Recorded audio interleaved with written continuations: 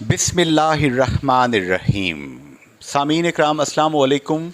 Radio health time with Junaid Ansari FM 101.4 Mirpur radio Azad Jammu Kashmir radio Pakistan पर आपकी खिदमत में एक बड़ी शख्सियत को लेकर हम हाज़िर हैं, जिन्हें वफाकी हुकूमत और वज़ीर आज़म पाकिस्तान ने कोरोना के साथ जो एक फ़ाइट चल रही थी कौम की, उसमें आला कारकर्दगी की वजह से एजाज़ात से नवाजा। डिस्ट्रिक्ट हेल्थ ऑफिसर मीरपुर आज़ाद जम्मू कश्मीर डॉक्टर राजा फ़िदा हुसैन साहब हमारे मेहमान हैं। डॉक्टर साहब, कोरोना का पहला वेव का वक्त गुजर गया, दूसरी वेव आई, तीसरी वेव आई, बीच में एक ऐसा पीरियड आया कि हम समझ रहे थे कि अब मामला ख़त्म हो गया, लेकिन अब फिर डॉक्टर साहिबान कह रहे हैं कराची, लाहौर, पेशावर बड़े सेंटर्स पे लोग रिपोर्ट कर रहे हैं और ओमिक्रॉन वेरिएंट के साथ शायद रिपोर्ट कर रहे हैं। सर, यहाँ मीरपुर में क्या सिचुएशन है, चूँकि आप एक बड़े हॉट स्पॉट पे बैठे हैं? जी हाँ, बहुत शुक्रिया जी। सबसे पहले अंसारी साहब, आप तशरीफ़ लाए और इस इम्पॉर्टेंट मौजू पे आपने एक दफ़ा फिर नॉक किया।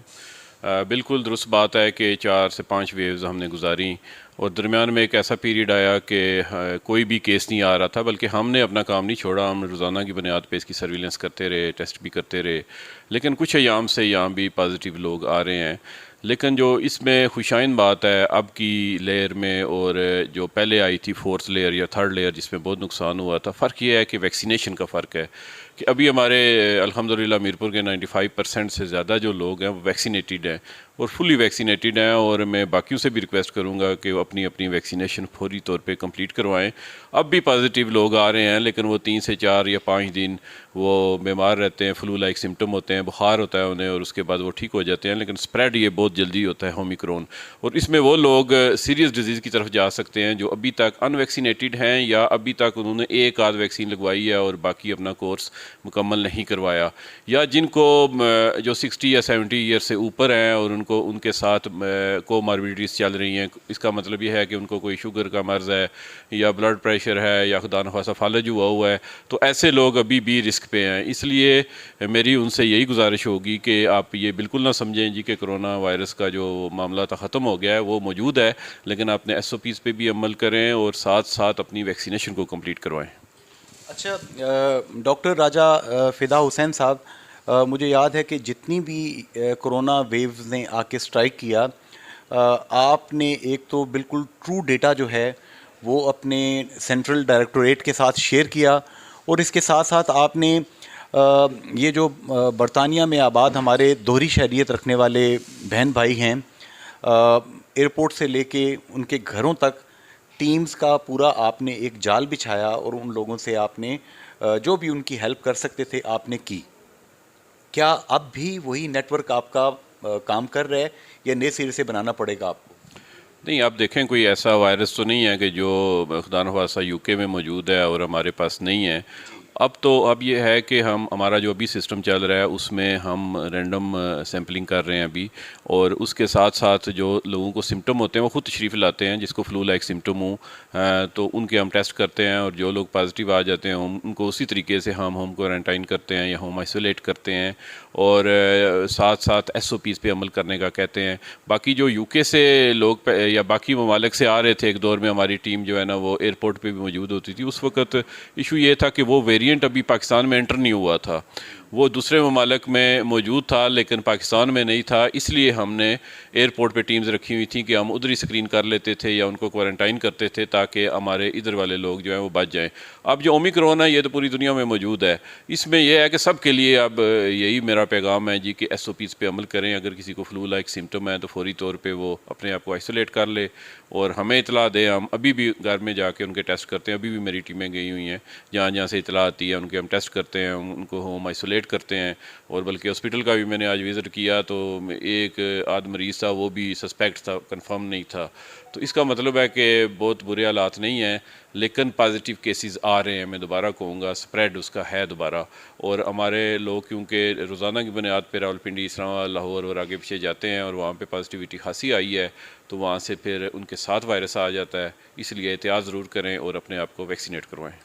अच्छा, एक और डॉक्टर राजा फ़िदा हुसैन साहब, पिछले दिनों पूरे आज़ाद जम्मू कश्मीर में Pakistan medical association, young doctors association, joint action committee, ये एक हड़ताल डॉक्टर्स के हकूक़ के लिए और बकौल डॉक्टर साहिबान के इन तंजीमों के बकौल मरीज़ों के हकूक़ के लिए भी जो चीज़ें चाहिए थी वो उसकी डिमांड कर रहे थे।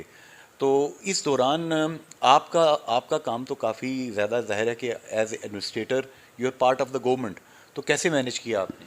जी, हमने देखें इसमें डॉक्टर्स की वो स्ट्राइक चलती रही है, लेकिन जो पब्लिक हेल्थ का काम है वो नहीं रुका। हम सैम्पलिंग भी करते रहे हैं और लोगों को होम आइसोलेट भी करते रहे हैं और वैक्सीनेशन भी हमने नहीं रोकी कहीं भी, और ना ही किसी ने इस तरह का काम किया है। लेकिन अल्हम्दुलिल्लाह वो मामला एक सेटल हो गया है और लोग अपने अपने कामों पे आ गए हैं, और वो भी मेरा ख्याल है सिर्फ ओपीडीज़ की हद तक था कि ओपीडीज़ में स्ट्राइक थी। अदरवाइज़ हमारे डॉक्टर्स इमरजेंसी में मरीज़ों को अच्छे तरीके से देख रहे थे, और इसी तरह आईसीयू में, इंडोर ऑपरेशन थिएटर, ये सारा हॉस्पिटल फाल था। सिर्फ एक ओपीडी की हद तक वो स्ट्राइक थी, तो वो भी अल्हम्दुलिल्लाह डे बिफोर यस्टरडे वो भी सेटल हो गया मसला। गोया आपकी जितनी ये आजकल चल रही हैं कैंपेन्स, हम सुनते हैं कभी पोलियो की चल रही है, कभी मलेरिया की चल रही है, कभी टाइफाइड का कोई इशू आ जाता है, डेंगी आजकल इसका भी हम सुनते आ रहे हैं। तो ये सारी कैंपेन्स आपकी माशाल्लाह चलती रहीं, किसी में ब्रेक नहीं आया? जी नहीं, बिल्कुल नहीं आया, बल्कि अभी हमारी 2 कैंपेन्स आ रही हैं। ये आपकी वसातत से मैं बताता चलूँ। एक तो पोलियो कैंपेन है जो इसी महीने की 22 तारीख से शुरू होकर 26 तारीख तक होगी, और दूसरी बहुत इंपॉर्टेंट है, ये भी इंपॉर्टेंट है, लेकिन दूसरी जो टाइफाइड के हवाले से कैंपेन है वो हम प्लान कर रहे हैं तकरीबन अक्टूबर के फर्स्ट वीक में, और उसके सिलसिले में आज हमारी मीटिंग पहली हो गई है। अब टाइफाइड के हवाले से आपको ये बताना बहुत ज़रूरी है नाजरीन को कि टाइफाइड का जो बैक्टीरिया है या जरासीम है सादे अल्फाज में, उसमें रेजिस्टेंस पैदा हो गई है। रेजिस्टेंस का मतलब ये है कि जिन दवाइयों से पहले वो मर जाता था अब वो नहीं मर रहा। उसकी रीज़न ये है कि गैर ज़रूरी इस्तेमाल जो एंटीबायोटिक है, कि जिसका गला ख़राब हो, जिसको बुखार हो, वो जाके स्टोर से ख़ुद ही 1 दिन या 2 दिन दवाई ले लेता है, एंटीबायोटिक ले लेता है, और पूरा कोर्स नहीं करता, जिसकी वजह से इसने अपनी शेप तब्दील कर ली है, और पूरे पाकिस्तान में जिसको टाइफाइड होता है बड़ी मुश्किल से वो ठीक होता है। और अभी सिंध में और पंजाब में ये कैंपेन हो चुकी है, और अब AJK में हम अक्टूबर से शुरू कर रहे हैं, जिसमें 9 माह से लेके 15 साल तक की उम्र के बच्चों को हम टाइफाइड से बचाव के टीके लगाएंगे, स्कूलों में भी और महलों में भी। और उससे ये फ़ायदा होगा कि अगले 2 साल तक वो बच्चे जो 15 साल तक की उम्र के हैं वो इस टाइफाइड स्मूजी बीमारी से महफूज रहेंगे। और उसके बाद अगली स्टेज में जो हफासी टीका जात का हमारा कोर्स होता है, हमने रिकमेंडेशन दी है कि उसमें टाइफाइड की वैक्सीन को शामिल किया जाए, ताकि ये जो जरासीम है जो जिसमें रेजिस्टेंस पैदा हो गई है और वो रिस्पॉन्ड नहीं करता दवाइयों से, अगर किसी बच्चे को इन्फेक्ट कर भी दे तो उसमें डिजीज़ पैदा ना हो और उसकी जान बचाई जा सके। तो ये जो इम्यूनाइजेशन जो कैंपेन होगी टाइफाइड की, जो आपने एज लिमिट बताई है डॉक्टर साहब 15 साल की उम्र तक, तो राजा फ़िदा हुसैन साहब, ये तो फिर लाखों बच्चे तो कश्मीर में ही बन जाएंगे जो कि आपका टारगेट ऑडियंस है, और मीरपुर में भी बहुत बड़ी आपके लिए ये चैलेंज होगा। जी हाँ, बिल्कुल। मीरपुर का जो टारगेट है वो तकरीबन 1.25 लाख बच्चा है, और ये 12 दिन ये कैंपेन होगी, और उसमें संडे ऑफ होगा उन टीमों का, और उसमें हमारी सारी प्लानिंग आज शुरू हो गई है।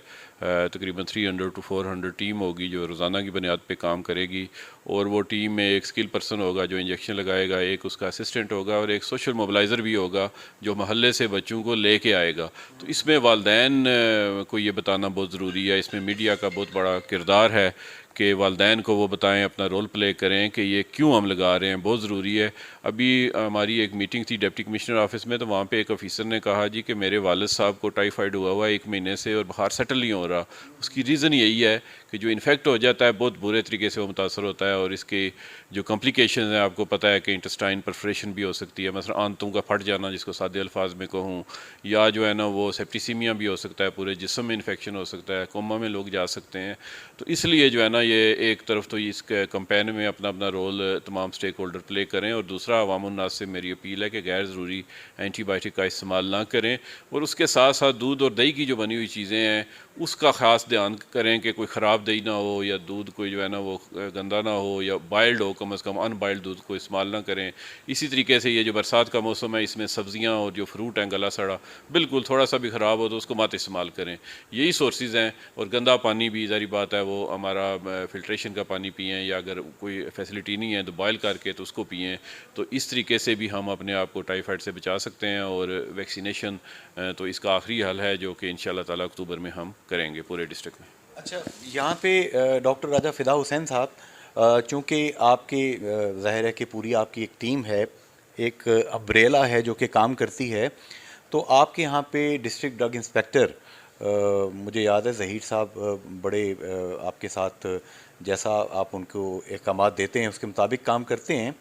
तो क्या आपका और आपकी ये जो टीम है, ये इनके फ़राइज़ में इजाफ़ा नहीं हो जाता कि अगर कहीं पे किसी हॉस्पिटल से किसी डॉक्टर से उनकी प्रिस्क्रिप्शन में आप ये आइडेंटिफाई करते हैं कि वो गैर ज़रूरी एंटीबायोटिक्स जो हैं इंजेक्टेबल फॉर्म में या टैबलेट फॉर्म में यूज़ करवा रहे हैं, जैसे हम मुख्तलिफ़ बातें सुनते हैं, मैं उन चीज़ों की बात नहीं करता, तो उनको भी आप थोड़ा सा रिक्वेस्ट करें कि मेहरबानी करके एथिक्स के साथ चलें।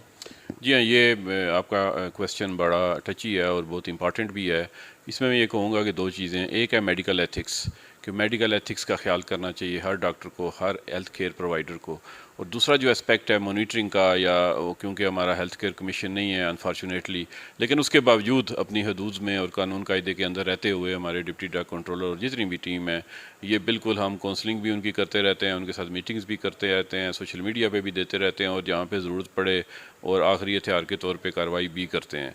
तो उसमें मेरा पैगाम यही है तमाम दोस्तों के साथ कि एक तो ख़ुद भी जो हमारे डॉक्टर्स नहीं हैं लोग, या हेल्थ केयर प्रोवाइडर नहीं है, वो ख़ुद भी एंटीबायोटिक बगैर किसी मशवरे के ना इस्तेमाल करें। और जो हेल्थ केयर प्रोवाइडर्स हैं या हमारे डॉक्टर्स हैं, अगर कोई इस तरह की बात कर रहा है तो उससे भी हमारी यही सदा है कि जहाँ पे ज़रूरत हो वहीं पे इसका इस्तेमाल करें। कम लोग हैं जो इस तरह का काम करते हैं, लेकिन ज़्यादा जो इशू आता है वो ख़ुद से जो लोग एंटीबायोटिक का इस्तेमाल करते हैं। देखिए, हॉस्पिटल में अगर मरीज़ एडमिट है तो वो कम से कम 5 दिन तो उसको एंटीबायोटिक देंगे। रेजिस्टेंस कहाँ से पैदा होती है कि फॉर एग्ज़ाम्पल मैं डॉक्टर नहीं हूँ, तो अगर मेरा गला ख़राब है, मैंने ऑगमेंटिन ले ली, तो मैं एक गोली खाई तो थोड़ा सा फ़र्क महसूस किया तो बाकी छोड़ दिया। अब एंटीबायोटिक का रूल है कि कम से कम 3 to 5 डेज़ उसको आप पूरा कोर्स करेंगे तो बैक्टीरिया फुली मरेगा। जो 1 या 2 गोलियां खा के छोड़ते हैं, उसके बाद जो बाकिया हिस्सा रह जाता है उस बैक्टीरिया का, वो ऐसा खौफनाक जरासीम बन के सामने आता है कि जो फिर ये है कि किसी दवाई को रिस्पॉन्ड नहीं करता। तो ये बहुत बड़ा एक फील्ड है, इसमें बहुत सारी सोशल मोबिलाइजेशन भी चाहिए, इसमें काउंसलिंग भी चाहिए, और इसमें हेल्थ केयर कमीशन भी चाहिए, तभी इससे हम जान जो है ना छुड़ा सकते हैं अपनी।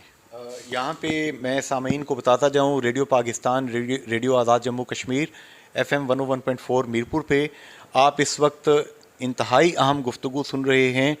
आज़ाद कश्मीर का सबसे अहम डिस्ट्रिक्ट, बल्कि चलिए हम यूँ कह लेते हैं सबसे अहम डिस्ट्रिक्ट्स में से एक डिस्ट्रिक्ट जिसे मीरपुर कहा जाता है, इसके DHO जनाब डॉक्टर राजा फ़िदा हुसैन साहब हमें मुख्तलिफ़ जो मेडिकल इश्यूज़ हैं और इम्यूनाइजेशन की डिफरेंट जो कैंपेन्स हैं, इस हवाले से एजुकेट कर रहे हैं।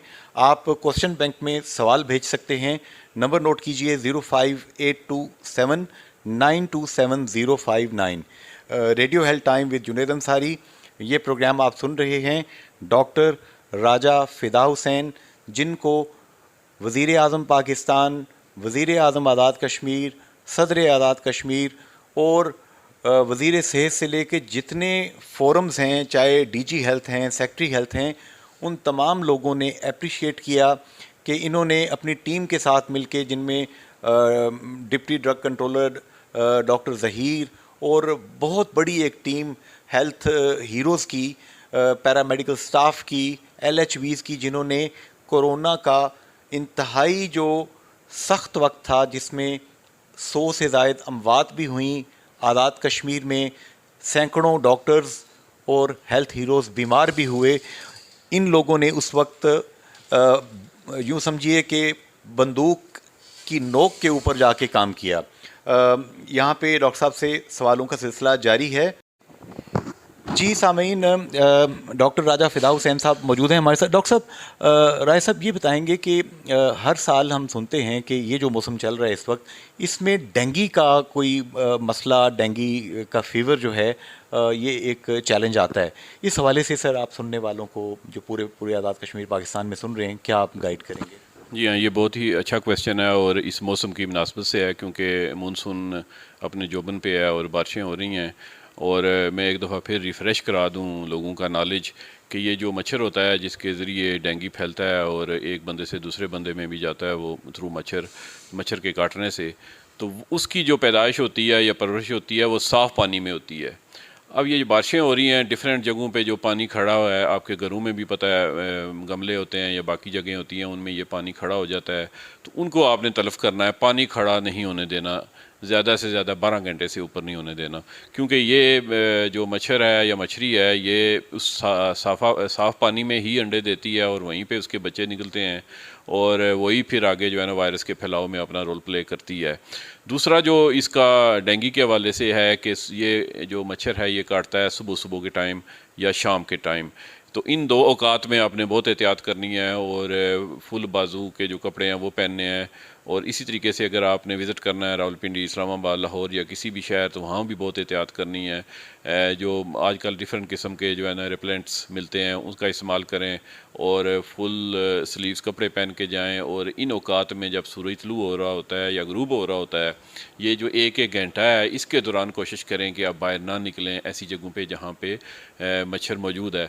लेकिन सबसे जो इम्पॉर्टेंट चीज़ मैं बताऊँगा आपको वो ये है कि ये हमारा जो बहुत बड़ा सोर्स होता है इस मच्छर की परवरिश का, वो है हमारे कब्रिस्तान। कि कब्रिस्तानों के ऊपर हम अपने प्यारों की कब्रों पे बर्तन रखते हैं इसाले सवाब के लिए कि परिंदे पानी पिएंगे, तो उस बर्तन में जो है ना वो पानी साफ़ होता है। और पिछली दफ़ा भी मैंने NIH से टीम मंगवाई थी और उन्होंने सर्वे किया था और मीरपुर के मुख्तलिफ़ कब्रिस्तानों में वो मच्छर पाया गया था, वो पकड़ के लाए थे मेरे पास। तो इसलिए मेरी सदा है लोगों से कि सवाब भी अपनी जगह कमाना चाहिए, लेकिन ये जो महीना है बरसात का, बतौर ख़ास अगले 1.5-2 जो महीने हैं अक्टूबर तक, इसमें कोशिश करें कि कब्रिस्तानों में वो जो प्याले हैं वो जो बर्तन हैं उनको उल्टा कर दें या तोड़ दें या जो भी करते हैं, लेकिन उनमें पानी खड़ा ना हो। दूसरी जो जगह हैं जहाँ पे ये बहुत ज़्यादा पैदा होता है वो है नर्सरीज़ हमारी। तो नर्सरीज़ का भी हमारी टीमें विज़िट कर रही हैं, क्योंकि नर्सरीज़ में आपको पता है ट्रेंचेस होते हैं, डिफरेंट जगह होती हैं, वहाँ पे पानी खड़ा होता है, तो वह उनको भी जो है ना वो क्लीन करने की बहुत ज़रूरत है। और तीसरा फिर पॉइंट आ जाता है हमारे घर हैं, जो घर में देखें आपके गमले हैं, कोई पुराना टायर पड़ा हुआ है, कबाड़िए का भी बहुत रोल है, कबाड़ियों को भी हम विज़िट कर रहे हैं, लेकिन समटाइम्स घरों में भी जो है ना वो टायर पड़ा होता है और उसके अंदर अगर आप एक्सपीरियंस के तौर पे आपके घर में अगर टायर पड़ा है तो आप उसमें से पानी निकाल के ज़रा कोशिश करें। मैं आपको बताऊं 3-4 साल पहले मेरा जो गांव वाला घर है उसमें जब मैं गया तो गार्डन में एक टायर पड़ा हुआ था, तो मैं वैसे वहाँ चहलकदमी कर रहा था तो मैंने टायर में देखा थोड़ा सा पानी था। मैंने अपने हाथ से भरपूर कोशिश की उसमें से वो पानी निकल जाए, जब मैं उसको उल्टा करूँ तो दूसरी तरफ चला जाए। तो कहने का मतलब है कि वो जो टायर हैं उसमें जो पानी खड़ा होता है बहुत बड़ा सोर्स है डेंगू के फैलने का। तो अब होता गया है डेंगू की वजह से अगर किसी को हो जाए तो बुखार होता है, आपको पता है कि ब्लड के जो जमने के जरासीम में होते हैं, सेल्स होते हैं, जरासीम में कह रहा हूँ, उनको प्लेटलेट कहते हैं जो मेडिकल लैंग्वेज में, तो उनकी तादाद नहायत ही कम हो जाती है और फिर वो ब्लीडिंग शुरू हो जाती है, फिर मल्टीपल आर्गन फेलियर होता है और बंदे की डेथ हो जाती है और उसकी एज सच ट्रीटमेंट भी कोई नहीं है डेंगू की, एक दफ़ा हो जाए तो एहतियात ही एहतियात है। तो अभी ये सीज़न है, मैं आपका बहुत शुक्रिया अदा करता हूँ कि आपने सही टाइमिंग पे ये क्वेश्चन किया मुझसे कि लोगों तक ये आगाही पहुँचाना बहुत ज़रूरी है कि हर बंदा अपना रोल प्ले करे, अपने अपने घर को में जो पानी खड़ा है कम अज़ कम उसको साफ़ करता जाए, और जो पब्लिक प्लेसेस हैं वहाँ पे हम भी रोल प्ले कर रहे हैं, बल्दिया वाले भी करेंगे, बाकी लोग भी, ताकि इस डेंगू से हम अपने आप को बचा सकें। यहाँ पे डॉक्टर राजा फ़िदा हुसैन साहब, चूँकि हम अरसे से देख रहे हैं जब से मीरपुर में आपने यहाँ पे अपना फ़राइज़ मनसबी अदा करना शुरू किए हैं, हमने देखा है कमिश्नर साहब हैं, डिप्टी कमिश्नर, दीगर जितनी मशीनरी है, वो हेल्थ इश्यूज़ के हवाले से आपकी जो हदायत हैं, आपकी जो एडवाइस बनती है, उसको इंतहाई सीरियसली लेते हैं। तो क्या आप उनको ये एडवाइस आजकल दे चुके हैं या दे रहे हैं कि ये जो तो आपके हिस्से का काम है वो तो आप कर ही रहे हैं माशाल्लाह, लेकिन जो बल्दिया का काम है, जो शहर के दीगर इदारों का काम है, उन्हें भी रिक्वेस्ट की जाए कि वो भी अपने अपने काम को टाइमली कर लें? बिल्कुल, ये बहुत ही अच्छा क्वेश्चन है आपका। बल्कि लास्ट वीक मैं मुज़फ़्फ़राबाद था तो कोरोना के केसेस जो है ना वो आस्ता आस्ता आना शुरू हो गए, जो मुझे DC साहब मीरपुर ने फ़ोन किया कि मैं एक ये कोरोना के हवाले से SOPs का लेटर जारी करना चाहता हूँ, तो आपकी क्या राय है? मैंने कहा जी अब आप भी इतने ट्रेन हो गए हैं कि मुझे खुशी हुई आपसे सुन के, कि बजाय ये है कि मैं लिखता आपको या फ़ोन करता तो आपको खुद ही ये एहसास हो गया। तो हमारी जो महकमा माल के लोग हैं या महकमा पुलिस के लोग हैं या बाकी लोकल गवर्नमेंट जिन्होंने हमारे साथ कोरोना में काम किया, एक बहुत अच्छी अंडरस्टैंडिंग और कोऑर्डिनेशन हमारी डेवलप हो गई है और मैक्सिमम चीज़ों में वो भी समझना शुरू हो गए हैं। अभी मैं लिखना शुरू ही करता हूँ तो कोई अल्लाह की तरफ से उनके जहन में आ जाता है, उस पर एक्शन करना शुरू कर देते हैं। देखें जितने भी अदारा जात हैं, हमारे महकमा जात हैं मुख्तलिफ, असल मकसद ये है कि लोगों की फ़लाह व बहबूद, मुख्तलिफ जो सर्विसेज हैं उसमें हेल्थ का एक बहुत बड़ा रोल है। तो इसमें अल्हम्दुलिल्लाह जो भी एडवाइस दी जाती है उस पर वो मनोतन उस पर अमल करवाते हैं और साथ हो साल चाल पढ़ते हैं। आज भी जिस तरह मैंने बताया कि टाइफाइड के हवाले से हमारे कोई 2 घंटे हमारी मीटिंग हुई, जिसमें एजुकेशन डिपार्टमेंट के, जिसमें जो है ना वो प्राइवेट स्कूल एसोसिएशन वाले, उसके बाद हेल्थ वाले, इंफॉर्मेशन वाले, महकमा माल वाले, पुलिस वाले, डिफरेंट डिपार्टमेंट से बड़ी सेर हासिल गुफ्तगू हुई है टाइफाइड पे। मकसद यही है जी कि ये इन्फॉर्मेशन आगे तक जाए, हर बंदे तक जाए, ताकि लोगों की हेल्थ प्रमोट हो सके और उनको बीमारियों से बचाया जा सके। अच्छा, मुझे याद है कि ये जो डेंगू का इशू पंजाब में एक दफ़ा बहुत ज़्यादा हुआ था और सैकड़ों लोग जो हैं उनकी वफ़ात भी हुई थी, हज़ारों लोग बीमार भी हुए थे। उस दौरान आपको याद होगा कि एक हॉस्पिटल के अंदर कोई मेडिसिन के अंदर किसी किस्म की इशू था, उस इशू की वजह से भी लोग सफ़र हुए। मीरपुर में पिछले दिनों में डेंगू के अंदर और कोरोना के अंदर जो एक मेडिसिन, आम सी मेडिसिन यूज़ होती है, पैरासीटामोल, तो वो शार्ट हो गई थी और वो आप लोगों ने, आपने और आपकी टीम, डॉक्टर ज़हीर साहब ने, आप लोगों ने मिलजुल के वो पूरा कंट्रोल किया था। वो क्या किस्सा था? मैं चाहता हूँ ज़रा लोगों तक पहुँच भी जाए और कोई लोग अगर वो गड़बड़ कर रहे हैं तो दर्क भी हो जाए उनको कि नहीं करनी। नहीं, वो बिल्कुल बात दुरुस्त है आपकी कि वो उस वक़्त आर्टिफिशियल किसी ने जो है ना वो की थी कि ये कमी हो गई है डिस्ट्रिक्ट में। तो उसको जो है ना प्रॉपर तरीके से मेरी टीम ने इन्वेस्टिगेट किया तो पता चला जो मीरपुर का कोटा जहाँ के लोगों को देना था या स्टोर वालों को देना था उन कंपनियों ने, वो कोई सवावा या कहीं आगे पीछे दे रहे थे। तो वो हमने CEO जेलम से भी रब्ता किया, उनके खिलाफ कार्रवाई भी की, रजिस्टर भी किया और उसकी डेली मॉनिटरिंग भी की। इसमें डिप्टी ड्रग कंट्रोलर जो हमारे हैं वो बड़े एफिशिएंट ऑफिसर हैं, उन्होंने भरपूर काम किया और हर 6 घंटे के बाद वो मुझे रिपोर्ट देते थे कि इतना हमने वो कैच कर लिया है। तो अल्टीमेटली खैर उसको हमने पकड़ लिया। लेकिन ओवरऑल देखें, पैनाडोल के रॉ मटेरियल की कमी की वजह से पूरे पाकिस्तान में भी शार्टेज थी। लेकिन इसमें एक फैक्टर और भी था, थोड़ी सी जो है ना काउंसलिंग या हेल्थ एजुकेशन की भी ज़रूरत थी कि पैनाडोल जो है ना मुख्तलिफ नामों से आ रही है। अब हमारे लोग सोचते हैं कि सिर्फ पैनाडोल के नाम से जो पैनाडोल आती है सिर्फ वही है पैनाडोल, उसके अलावा अब मैं नाम नहीं लेना चाहता मुख्तलिफ ब्रांड्स के, लेकिन 5, 6, 7 ब्रांड्स और भी आ रहे हैं। तो लोगों से मेरी यही सदा है कि इस तरह की अगर कहीं शार्टेज हो या कोई गड़बड़ करे, एक तो उसकी इतला हमें दें और दूसरा जो मुतबादल मिल रही है उसको इस्तेमाल करें। ये भी वही चीज़ है, कोई 8-10 कंपनियां बना रही हैं। तो जो पेरेंट इसकी ड्रग पैनाडोल शुरू में आई थी तो लोग समझते हैं कि यार सिर्फ ये पैनाडोल ही है, तो ये भी एक फैक्टर था। फिर उसका एक जो फैक्टर सामने आया, हमने पूरी उस पर स्टडी की, वो ये था जी कि जब ये शुरू हो गया जी पैनाडोल की कमी है, तो हर बंदा जो है ना वो जाके ये करता था कि 5 पत्ते मुझे दे दें जी, 50 गोलियां। अभी क्या करनी है, कोई पता नहीं जी, ज़रूरत पड़ जाए तो ये काम नहीं करना, हस्बे ज़रूरत आप उसको ज़रूर लें। फिर एक फैक्टर उसमें ये भी निकला कि हमारे जो जनरल स्टोर हैं, करियाना के स्टोर हैं, वहाँ पे महंगे दामों वो बेच रहे थे, उनको भी टाइट किया हमने, उस पर पाबंदी लगाई और वहाँ से पकड़ी भी है इस तरह की कि ये सिर्फ मेडिकल स्टोर्स पे ही दस्तियाब होनी चाहिए, इंपॉर्टेंट मेडिसन है। और उसमें फिर उसके बाद आस्ता आस्ता बेहतरी आती गई और अभी भी हम मॉनिटरिंग कर रहे हैं, कभी कभी शिकायत आती हैं। बल्कि पिछले दिनों डिप्टी ड्रग कंट्रोलर साहब ने मुझसे करवाया उसका एक आर्डर भी कि जो महंगे दामों अगर कोई बेच रहा है तो उसकी भी इतला हमें दें। अगर किसी करियाना स्टोर पे, मेडिकल स्टोर्स वालों को तो अंदाज़ा है कि हमने कैसे लेनी है और कैसे बेचनी है, लेकिन जो करियाना स्टोर वाले हैं उनको अंदाज़ा नहीं था। उनके साथ भी हमने मीटिंग की और वहाँ से उठाई भी और उस पर पाबंदी भी लगाई। राजा फ़िदा हुसैन साहब, अभी हम देख रहे हैं कि अदालत आलिया हाई कोर्ट और अदालत उज़्मा सुप्रीम कोर्ट, इनके चीफ़ जस्टिस साहिबान भी ये पब्लिक जो इंटरेस्ट के मैटर्स हैं इन पे उनकी बड़ी ज़बरदस्त किस्म की ऑब्ज़र्वेशन भी आती है और डायरेक्शन भी आती है। जैसे पिछले दिनों हमने सुना कि दूध दही जो नकली यहाँ पे कोई केमिकल वाला कर रहा था, उसमें आपकी टीम भी साथ इन्वॉल्व थी और उन्होंने कहा इसको कंट्रोल करें। तो इसी तरह क्या ये जो ड्रग कोर्ट्स जो कि सुनते थे हम माजी में थोड़ी सी इनएफिशिएंट थी, अगर इनको आप थोड़ा सा ज़ाहिर है कि उनके साथ आपका उठना बैठना भी होता है और आपकी बात को बहुत सीरियसली लेते हैं, तो इस हवाले से आपको हेल्प हो सकती है मेरा ख्याल है। जी हाँ जी, ये भी बहुत ही अच्छा क्वेश्चन है आपका। ये हर फोरम पे हमारी बात होती है, हमारी जब मिनिस्ट्री में हमारी मीटिंग होती है या सेक्रेटेरिएट लेवल पे होती है, और ये बात आपकी दुरुस्त है कि अब कुछ थोड़ी सी फ़हाल हुई थी, लेकिन जिस लेवल पे होनी चाहिए वो ड्रग कोर्ट बहाल नहीं है। उसके फिर नुकसान हमें ये होता है कि जब हमारे डिप्टी ड्रग कंट्रोलर या बाकी लोग जब कहीं पे कोई चीज़ पकड़ते हैं या उसका केस बनाते हैं, तो आगे जब कोर्ट ही ना हो तो फिर वो मुश्किलात का शिकार हम हो जाते हैं।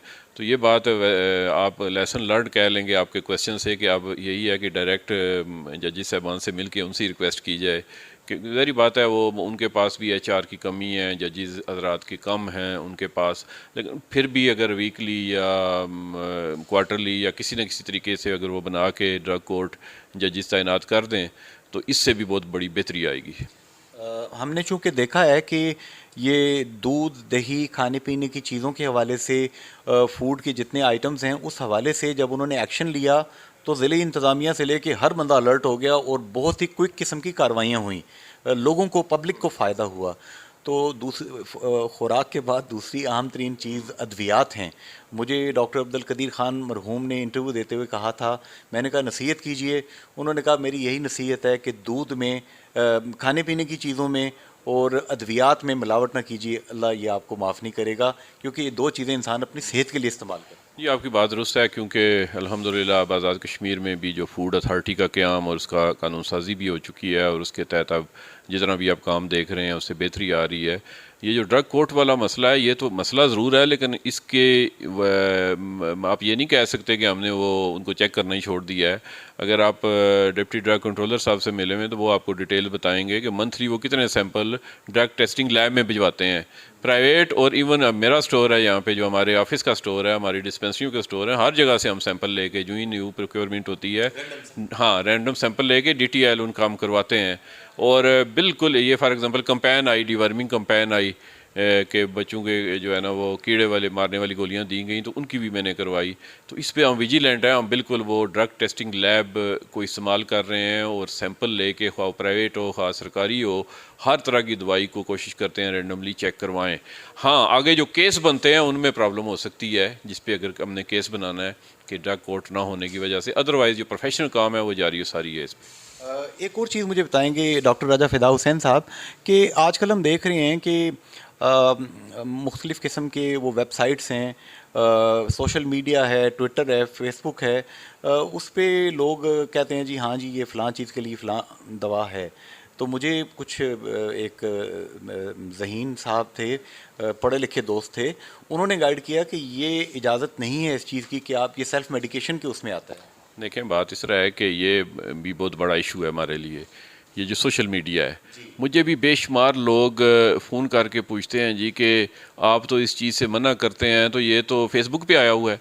तो मैंने उन्हें बताता हूँ जी, फेसबुक कोई कुरान खुदा न खासा नौज़ुबिल्ला कोई इस तरह की चीज़ तो नहीं है ना कि आप उस पर यकीन कर लिया। मेरा पोस्ट कौन कर रहा है, तो वो अगर उसका ज़रा स्टेटस चेक करें, प्रोफाइल चेक करें, तो मुमकिन है अंडर मैटर को। और फिर दूसरा ये है कि कट कॉपी पेस्ट वाला इशू, कि जो पढ़ा वो आगे शेयर कर दिया, फिर जो आगे पढ़ते हैं हमारे वो उस पर अमल करना शुरू कर देते हैं। तो इससे बहुत सारी कबाहतें और बहुत सारी परेशानियाँ जो है ना वो, जहाँ पे सोशल मीडिया से हम पॉजिटिव उसका इस्तेमाल कर सकते हैं, नेगेटिव इस्तेमाल भी बहुत हो रहा है। तो मेरी हाज़रीन और नाज़रीन और सुनने वालों से ये रिक्वेस्ट है कि हर जो नुस्खा या टोटका दिया हुआ हो फेसबुक पे, उस पर यकीन मत किया करें। ठीक है, उसको पढ़ लिया करें, आपके नॉलेज में कुछ ना कुछ इजाफा होगा, लेकिन अपनी सेहत का ख्याल रखें, अपने प्यारों की सेहत का ख्याल रखें। और कुछ ऐसे टोटके होते हैं कि आप ये काम करें तो आपके गंजे के सर पे बाल उगाएंगे, या जो है ना आपकी टमी जो है ना आपका वेट लूज़ हो जाएगा। तो इन चीज़ों से जो है ना वो एहतियात करें। There is no shortcut in life. अगर आपने वज़न कम करना है तो आपको अपनी खुराक कम करनी पड़ेगी और साथ साथ एक्सरसाइज करनी पड़ेगी। कोई गोली खाने से या तेल की मालिश करने से कभी भी आपका वेट कम नहीं होगा। हाँ, उससे नुकसान ये होगा खुदा न खासा आपके गुर्दे डैमेज हो जाएंगे, आपका लीवर डैमेज हो जाएगा। And there are many cases. पिछले दिनों मेरे एक बहुत ही अच्छे दोस्त हैं, उनके बेटे की डेथ हो गई और उनको पता चला जी कि ब्लड नहीं उस बेटे का बन रहा, और इतना वो बॉडी बिल्डिंग करके इतना वो सेहतमंद नज़र आता था। तो थोड़ा सा जब इन्वेस्टिगेट किया तो पता चला जी कि उसने शायद कोई स्टीरॉयड खाए हैं या कोई प्रोटीन्स खाई हैं ऐसी जिसकी वजह से उसका ब्लड बनना बंद हो गया। तो इस तरह के नुकसान से बचने के लिए हर जो फेसबुक पे दिया होता है टोटका उस पर अमल मत करें। अपना जो भी करीबी आपका मालिज है उससे मशवरा ज़रूर कर लें इस्तेमाल करने से पहले। अच्छा, डॉक्टर राजा फ़िदा हुसैन साहब, थोड़ा सा हमें ये बताएंगे, प्रोग्राम को कंक्लूजन की तरफ हम लेके जाते हैं। रेडियो पाकिस्तान, रेडियो आज़ाद जम्मू कश्मीर, FM 101.4 मीरपुर पे radio health time with Junaid Ansari में डॉक्टर राजा फ़िदा हुसैन साहब हमें मुख्तलिफ़ हेल्थ इश्यूज़ के हवाले से गाइड कर रहे हैं। इनकी बातें सिर्फ बातें नहीं हैं, ये मेरे आपके हम सब के सोसाइटी के फ़ायदे की चीज़ें हैं। इन पे मेहरबानी करके गौर करें। और डॉक्टर साहब इंतहाई हम्बल थारो जेंटलमैन हैं। इनका ऑफिस DHO ऑफिस मीरपुर शहर के सेंटर में वाक़ है। आप इनसे आके रब्ता करके अगर कोई चीज़ समझ नहीं आती इनसे, इनकी टीम से पूछ सकते हैं। अच्छा डॉक्टर राजा फ़िदा हुसैन साहब, अब ये बताएंगे कि जो पोलियो की कैंपेन हम सुनते थे कि आज़ाद कश्मीर पोलियो फ्री है, क्या वाकई पोलियो फ्री है? जी हाँ, बिल्कुल अल्हम्दुलिल्लाह 2000 से लेके अब 2022 से 22 साल हो गए हैं, कोई पोलियो का केस आज़ाद कश्मीर में नहीं आया। और ये नहीं कि कोई टेस्ट नहीं हो रहे, इसकी सर्विलेंस बाकायदा हो रही है।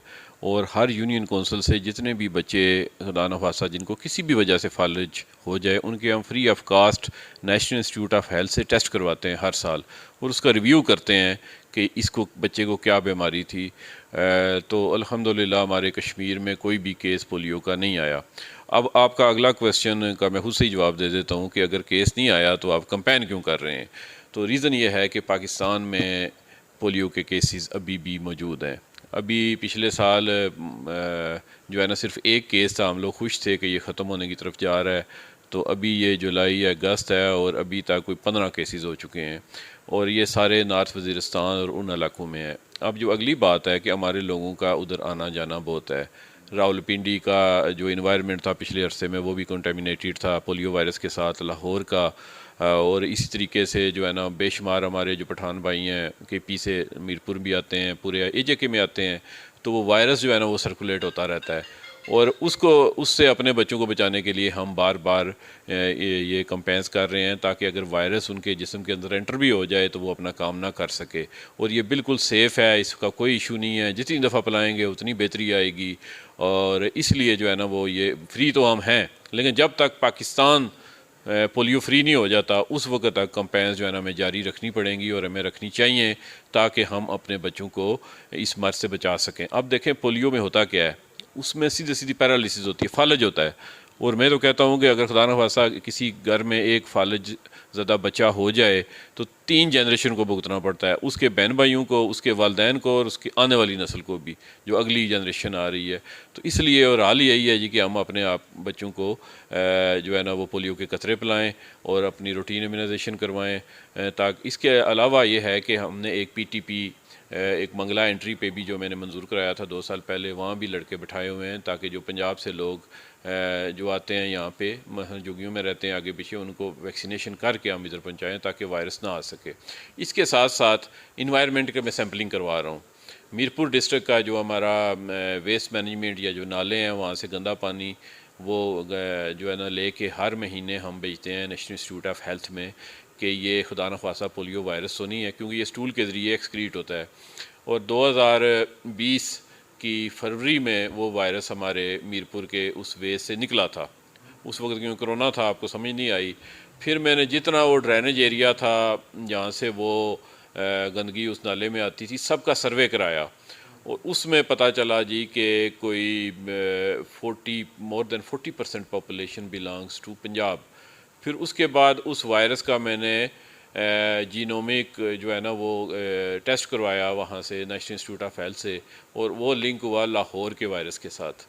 फिर मैंने उन सर्वे में से उन फैमिलीज़ में देखेंगे लाहौर की कितनी फैमिलीज़ हैं, तो उन दिनों पता चला जी कि एक लाहौर से बारात आई थी, कुछ मेहमान इधर आए थे, तो हम उस केस तक पहुँचे।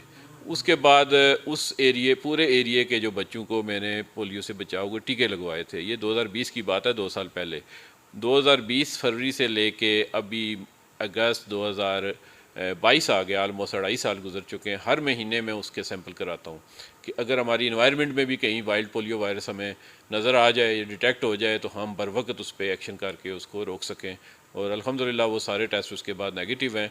लेकिन कहने का मतलब है कि हमने पूरी नज़र रखी हुई है, पूरे विजिलेंट हैं, ताकि 22 साल तो गुजर गए हैं, तो अल्लाह करेगा इंशाअल्लाह ताला जब तक पाकिस्तान पोलियो फ्री होता है हम इसको मेंटेन और सस्टेन रखेंगे। बहुत ये आपने फ़िक्र अंगेज़ किस्म की ये रियल स्टोरी, सच्ची कहानी, आपने सच्ची दास्तान शेयर की। सामीन ज़रा गौर कीजिए, ये डिस्ट्रिक्ट हेल्थ ऑफिसर डॉक्टर राजा फ़िदा हुसैन एक गाड़ी में घूम रहे होते हैं। माशाल्लाह बड़े खूबसूरत बाल बनाए होते हैं, टाई पहनी होती है, अच्छे कपड़े पहने होते हैं। बज़ाहिर लगता है कि ये फूलों की सेज पे बैठे हुए हैं, ये लेटे हुए हैं। ऐसा बिल्कुल नहीं है। ये हेल्थ हीरोज़ अपने आप को रिस्क में डाल के, अपने आप को, अपने बच्चों को, अपने वालदैन को ख़तरे में डाल के मेरी, आपकी, हम सब की हिफाजत करने की कोशिश करते हैं। ड्यू रिस्पेक्ट, एक ड्यू रिस्पेक्ट जो है, एक हम्बल गेस्चर जो है, जिसका कहा गया है अहादीस मुबारका में भी कि मुस्कुराहट भी एक सदका है। तो हम्बल गेस्चर सोसाइटी का फ़र्ज़ बनता है कि इन हेल्थ हीरोज़ को ऑफ़र करे। मेरा ख्याल है इससे रब भी खुश होगा। अच्छा डॉक्टर साहब, आखिरी एक दो बातें। आजकल पाकिस्तान में, आज़ाद कश्मीर में बारिशें बड़ी शदीद हो रही हैं। मुख्तलिफ़ अंदोहनाक वाक़यात भी पेश आए। एक जगह 10 फैमिली मेम्बर्स जो हैं हजीरा में, वो एक ही छत गिरने से, कच्चा मकान था, वो जाँ बहक हो गए, शहीद हो गए। तो इस मौसम में हम सुनते हैं कि गैस्ट्रो का भी बड़ा इशू होता है। ये गैस्ट्रो क्या होता है और इससे बचने का क्या तरीका है, ये ज़रा थोड़ा सा लोगों को बता दें। जी हाँ जी, ये भी बड़ा ही इम्पोर्टेंट क्वेश्चन है, और इस पे जो ही मानसून शुरू होता है उससे पहले हम इस पे काम शुरू कर देते हैं। और बेसिकली उन इलाकों में जहाँ पे चश्मों से लोग पानी पीते हैं, जब बारिशें बहुत ज़्यादा होती हैं तो वो गंदगी आके चश्मों में मिल जाती है, और फिर वहाँ पे गैस्ट्रो, जिसको आप कहते हैं गैस्ट्रोएंटराइटिस, उसकी वबा फैल जाती है। और उसमें से भी जो सीवियर चीज़ है वो कालरा हैज़ा है, वो बहुत ख़तरनाक होती है। जैसा कि हमारा डिस्ट्रिक्ट झेलम वैली, मुजफ्फराबाद या बाग के कुछ एरियाज़ में इसकी वबा फैली है। बेसिकली रीज़न तो मैंने आपको बता दिया। अब गैस्ट्रो होता क्या है? ये आंतों का इन्फेक्शन है, आपके स्टमक का इन्फेक्शन है। जब गंदा पानी हम पीते हैं इस मानसून के मौसम में, पानी के अलावा जो गले सड़े फल हैं या सब्ज़ियाँ हम खाते हैं, तो वो फिर जो बैक्टीरिया है वो हमारे जिस्म के अंदर दाखिल हो जाता है, और उसके बाद फिर बंदे को उल्टियाँ आती हैं, सादे अल्फाज में इस्तेमाल करता हूँ, और साथ उसको पेचेस लगते हैं। तो उसका हमारा एक सिस्टम है डिस्ट्रिक्ट में, IDSR उसको कहते हैं, इंटीग्रेटेड डिजीज़ सर्विलेंस सिस्टम। उसके तहत हम वीकली रिपोर्ट लेते हैं उनसे कि आपके हेल्थ सेंटर में उल्टी और पेचेस के कितने मरीज़ आए। वैसे मैं आपको साइंटिफिक तरीका बता रहा हूँ। तो फॉर एग्ज़ाम्पल अभी आज 4 तारीख है, तो इन 4 दिनों में फॉर एग्ज़ाम्पल 20 केसेस आए हैं, तो इसको हम कंपेयर करते हैं पिछले साल अगस्त के 4 तारीख से। अगर उधर भी 20 से कम हो, इसका मतलब है कोई घबराने वाली बात नहीं है, ये रूटीन के आ रहे हैं। लेकिन अगर वो सर उठाना शुरू कर दे कि पिछले साल तो 20 थे, इस साल 50 आ रहे हैं, फिर हम फोकस करते हैं, इन्वेस्टिगेट करते हैं उसको कि क्या रीज़न है, एक एरिया में जो है ना ये केसेस ज़्यादा क्यों आ रहे हैं। तो इस सिलसिले में 2-3 बातें हैं। एक तो ये है कि अगर खुदा न ख्वास्ता आपके घर में किसी को उल्टी पेचेस शुरू हो जाए, तो उसको फौरी तौर पे आप हॉस्पिटल ना ले जाने की पोजीशन में हूँ तो फौरी तौर पे ORS पिलाएं। ORS आपको पता है कि मिल जाते हैं, उसके सैशे मिल जाते हैं, 4 गिलास पानी में डाल के बना के, तो उसको आप पिला सकते हैं। लेकिन इन केस अगर नहीं है आपके घर में, तो फिर भी कोई परेशानी की बात नहीं है। आप जो है ना उसमें 4 चम्मच जो है ना वो चीनी के डालें, 1 चम्मच नमक का डालें, 4 गिलास पानी डालें और वो बना लें। कम से कम कुछ ना कुछ नमकियात जिस्म के अंदर दाखिल हो जाएंगे। गैस्ट्रोएंटराइटिस की वजह से बंदा जो है ना इन्फेक्शन की वजह से नहीं मरता, पानी की कमी की वजह से मरता है। तो इसलिए बेशक बच्चा या बड़ा उल्टी करता रहे, लेकिन उसको वक्फे वक्फे से आप ORS पिलाते रहें। अब इसमें जो दूसरा एस्पेक्ट है वो बहुत इंपॉर्टेंट है। वो ये है कि गैस्ट्रोएंटराइटिस की जो अगली शक्ल है, जिसको हैज़ा कहते हैं आमुल फ़हम में, वो बहुत ख़तरनाक है। उसमें उसकी निशानी ये है कि पेचेस ऐसा होगा जैसा पानी होता है।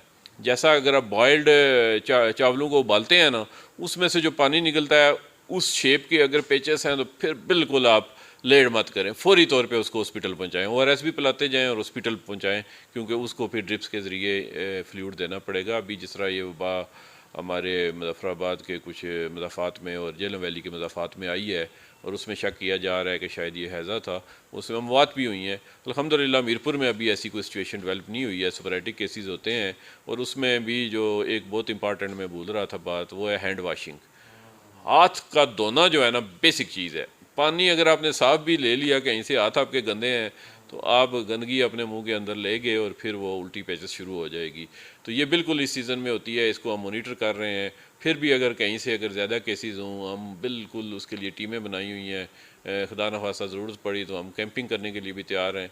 लेकिन मीरपुर में अल्हम्दुलिल्लाह अभी तक हालात कंट्रोल में हैं, कोई इस तरह का जो है ना बहुत ज़्यादा केसेस नहीं सामने आए। अल्हम्दुलिल्लाह। आखिरी सवाल डॉक्टर साहब, चूँकि इस मौसम में डैम का पानी चढ़ रहा है, इसके अलावा दरियाओं के अंदर इस वक्त ओवरफ्लो हो रहा है पानी, सांप के काटे के केसेस बहुत ज़्यादा रिपोर्ट होते हैं इस मौसम में। अल्लाह अल्लाह खैर करे, अल्लाह ना करे किसी को सांप डसे। लेकिन एंटी स्नेक वेनम वैक्सीन जो है, क्या ये चीज़ें आपके पास मौजूद हैं, तैयारी आपने कर रखी है? इस हवाले से ज़रा लोगों को बता देंगे। जी हाँ, स्नेक बाइट बहुत ही इम्पॉर्टेंट एक जो है ना डिज़ीज़ है, जो कि डिस्ट्रिक्ट मीरपुर को बहुत और बिम्बर को बहुत बुरी तरह से मुतासर करती है। और उसमें डिस्ट्रिक्ट मीरपुर में भी अगर हम बतौर ख़ास तहसील डडियाल की बात करें, क्योंकि वहाँ पे मैंने काम भी किया हुआ है, वहाँ पे ये सांप खासी तादाद में पाया जाता है और डैम के ऊपर आने से भी वो सांप बहुत ज़्यादा हो जाते हैं। तो उसमें एक तो जो आपने अवेलेबिलिटी ऑफ वैक्सीन की बात की, तो ये यूँ ही अप्रैल शुरू हुआ था तो मैंने तमाम रूरल हेल्थ सेंटर में पहुंचा दी थी, ठीक है, वैक्सीन। लेकिन उससे भी, और तहसील हेडक्वार्टर में तो सैकड़ों के हिसाब से मौजूद है, और डिवीजनल टीचिंग हॉस्पिटल में भी मैं सब के साथ लिजान में हूँ, वहाँ भी खासी तादाद में मौजूद है। लेकिन इसमें जो इम्पॉर्टेंट पॉइंट है वो जो आपके साथ डिस्कस करना चाहता हूँ कि सांप दो तरह के होते हैं जो पॉइजनस सांप हमारे मीरपुर में पाए जाते हैं। एक को कोबरा, जो अपनी ज़बान में छछलियाप जिसको कहते हैं, तो फन वाला होता है, तो वो होता है न्यूरोटॉक्सिक। अब सादे अल्फाज में कि उसका अटैक सीधा ब्रेन या नर्व्स पे होता है, सांप पे होता है। तो वो अगर खुदा न खास्ता किसी को काट ले तो उसमें हमारे पास होते हैं 2 से 2.5 घंटे। तो ये बात बहुत इंपॉर्टेंट है। मुझे पिछले दिनों किसी ने बताया कि एक लड़के को किसी ने काटा इसी तरह के सांप ने, तो उसने 1.5 घंटा ज़ाया किया उस सांप को तलाश करने में और उसको मारने में। उसके बाद वो हॉस्पिटल आया और वैक्सीन वगैरह लगी, लेकिन वो जहाँ पर नहीं हो सका, उसकी डेथ हो गई। एक 2 महीने पहले के शायद वाक़या है। तो इसमें लोगों के लिए जो मेरी तरफ से है इन्फॉर्मेशन कि सांप अगर वो कोबरा है तो फौरी तौर पे विदाउट वेस्टिंग एनी टाइम उस मरीज़ को फौरी तौर पे हॉस्पिटल पहुँचाएँ। हमारे पास अल्हम्दुलिल्लाह वाफर मिकदार में मौजूद है एंटी स्नेक वैनम, कोई इशू नहीं है। दूसरा जो किस्म का सांप होता है उसको कहते हैं हिमोलिसिस करता है मेडिकल लैंग्वेज में, कि वो ब्लड की तोड़ फोड़ करता है। तो वो जो है ना, फिर जब ब्लड की तोड़ फोड़ करता है तो ब्लीडिंग शुरू हो जाती है। तो उसके बाद जो है ना वो फिर बंदे की डेथ हो जाती है। लेकिन वो अगर 2 से 4-6 घंटे में भी पहुंच जाए तो उसमें बचत हो सकती है, कि वो कुछ ना कुछ देर लगाता है। लेकिन न्यूरोटॉक्सिक बहुत इंपॉर्टेंट है। तो तीसरी किस्म के जो सांप हैं वो नॉन टॉक्सिक होते हैं, उनमें पॉइजन होता ही नहीं। लेकिन कहते हैं कि सांप के खौफ से लोग ज़्यादा मर जाते हैं और जहर से शायद उतने नहीं मरते। लेकिन इसमें हमारी बिल्कुल क्लियर कट पॉलिसी है कि जिसको भी सांप काटे उसको हम एंटी वेनम ज़रूर देते हैं। तो इसलिए लोगों से मेरी सदा रिक्वेस्ट है कि सांप को मारने की बजाय आप अपने आप को हॉस्पिटल पहुंचाएं। और वैसे भी जो है ना वो एक तो एक्सीडेंटल बाइट होता है, कुछ लोग मारने के चक्कर में ही जो है ना अपने आप को कटवा लेते हैं। बल्कि अब आपका टाइम मैं ज़्यादा ले रहा हूँ कि मैं जब डडियाल था 2004 में, तो वहाँ पे एक अम्मा जी आई और उन डेंटल सर्जन साहब ने उनका दांत निकाला और उनकी ब्लीडिंग ना रुके। तो वो मेरे पास आ गए जी कि ये अनोखा वाक़या है कि अम्मा जी का मैंने दांत निकाला है और उनकी ब्लीडिंग नहीं रुक रही। तो मैंने अम्मा जी से पूछा जी कि आपको कल या परसों कोई कांटा शांटा तो नहीं चुभा कहीं से? तो उन्होंने कहा हाँ जी बच्चा जी बिल्कुल, मैं वहाँ से वो उठा रही थी कांटे, कोई लकड़ियाँ, तो मुझे कोई कांटा चुभा था। तो मैंने कहा किधर चुभा था? तो वो उन्होंने हाथ दिखाया तो उस पर फैंग बाइट से सांप के 2 दांत के निशान होते हैं। तो मैंने फौरी तौर पे उनको एडमिट कर लिया। उन्हें नहीं बताया आपको सांप ने काटा हुआ है। तो उनको एंटी स्नेक वेनम दिया, 24 घंटे एडमिट किया, तो अल्हम्दुलिल्लाह वो ठीक हो गई। तो समटाइम्स ऐसे केसेस भी होते हैं, लोगों को नज़र भी नहीं आता। और उसकी निशानी यही है कि जब सांप आपको काटेगा तो 2 दांत के निशान होंगे, जैसे 2 कांटे होते हैं ना, इस तरह के बारीक बारीक निशान लगे होंगे। अगर आपको नहीं भी नज़र आया सांप तो समझ लेंगे सांप ने काट लिया और अपने आप को हॉस्पिटल पहुँचाएँ। बाकी काम इंशाल्लाह ताला आगे हेल्थ डिपार्टमेंट वाले करेंगे। बहुत बहुत शुक्रिया डॉक्टर राजा फ़िदा हुसैन साहब, डिस्ट्रिक्ट हेल्थ ऑफिसर मीरपुर आज़ाद जम्मू कश्मीर। आज की ये गुफ्तगू इसी तरह गौर से नोट कर लीजिए, पल्ले बांध दीजिए और अगर कोई मज़ीद क्वेश्चंस हैं तो आप हमें भेज सकते हैं 058279270059। डॉक्टर साहब DHO ऑफिस में हम वक्त अवेलेबल होते हैं। अपना ख्याल रखिए। फ़ी अमान अल्लाह, अल्लाह हाफिज़ एंड गुड बाय।